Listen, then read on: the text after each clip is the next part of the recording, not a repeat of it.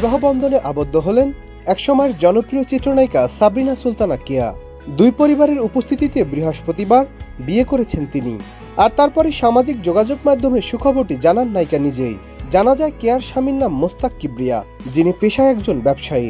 Facebook স্ট্যাটাসে কেয়া লেখেন, আলহামদুলিল্লাহ, বিয়ে করলাম, সবাই আমাদের জন্য দোয়া করবেন।